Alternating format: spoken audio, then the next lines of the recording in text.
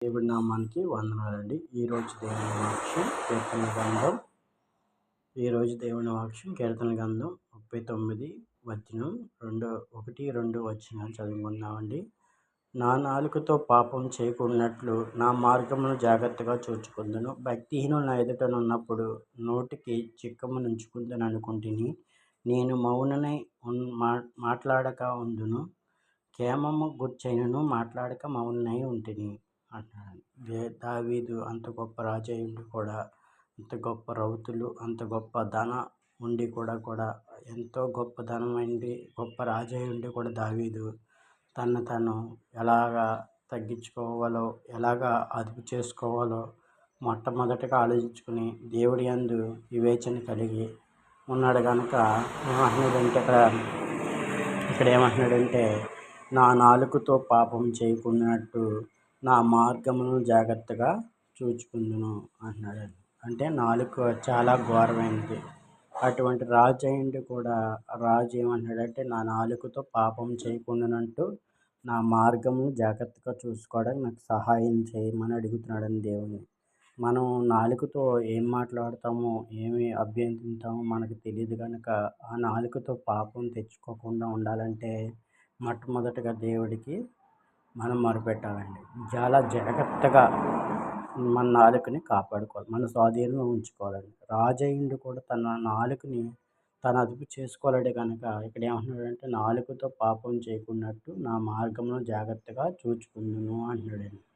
భక్తిహీనులు నా ఎదుటనున్నప్పుడు నోటికి చిక్కము నుంచుకుందును అనుకుంటుని అంటున్నాడు కదా. భక్తిహీనులు ఎవరండి? భక్తిహీనులు అంటే దేవుడి మీద భక్తి కలిగిన వారు కాదండి, హృదయంలో భక్తి లేనివారు. హృదయంలో భక్తి లేని వారి ఆలోచనలు, వారి మాటలు చాలా ఘోరంగా ఉంటాయండి. వారి అనాలోచనలు. ఎందుకంటే వారు ఏం మాట్లాడినా చెల్లుతుంది అన్నట్టుగా భక్తిహీనులు మాటలు ఉంటాయండి. భక్తిహీనులు అంటే భయభక్తులు లేనివారు అనమాట.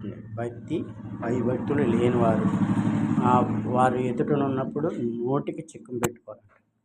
ఎందుకు నోటికి చిక్కం పెట్టుకోవాలంటే, నోటికి చిక్కం పెట్టుకోకపోతే మనం ఘోరమైన స్థితిలోకి వెళ్ళిపోతామండి. వారు ఒక మాటకి 100 మాటలు పెడర్థం తీస్తారు కనుక మనం భక్తిహీనులు ఉన్నప్పుడు మన నోటికి ఏం పెట్టుకోవాలండి? చిక్కం పెట్టుకోవాలి. చిక్కం పెట్టుకుని మన నోటిని మనం కాపాడుకోవాలండి. ఇంకేమంటున్నాడు?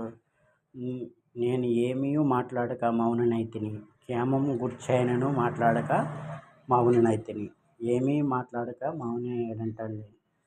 క్షేమం గురించి కూడా మాట్లాడలేదంటండి. ఎందుకంటే ఈ రోజుల్లో మనం మంచి మాట మాట్లాడినా అది చెడ్డ మాట కిందే వారు తీసుకుంటారు. చెడ్డ మాట అంటే ఈ రోజుల్లో మంచి మాట ఎవరికీ రుచించదు, చెడ్డ మాటలే ఈరోజు రుచిస్తాయి. ఎందుకంటే ఈరోజు ఎవరి క్షేమం ఎవరో కోరుకోలేరండి. ఎందుకంటే ఏది మాట్లాడినా మన మాటలు వారు వేరేగా తీసుకుని ఏం చేస్తారంటే మన మాటల్ని లక్ష్య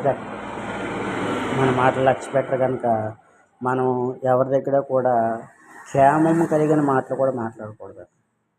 ఎందుకంటే మంచి మాట కూడా ఈ రోజుల్లో ఎవరికి రుచించదు. కనుక మనం దావీదు ఏ విధంగా అడుగుతున్నాడో చూస్తారు కదండి. నా నాలుకతో పాపం చేయకున్నట్లుగా జాగ్రత్తగా చూచుకునేలాగా సహాయం చేయమని అడుగుతున్నాడండి.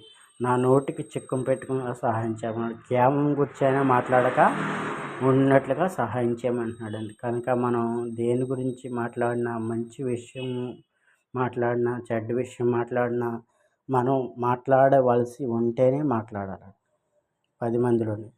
మనం మాట్లాడిన మాట వారు వేరేగా తీసుకోవచ్చు కనుక 10 మందిలో మనం ఏం మాట్లాడిన అవసరం ఏం లేదు. కనుక మనకి అతికి జ్ఞానాన్ని కొంతమంది ఉపయోగించి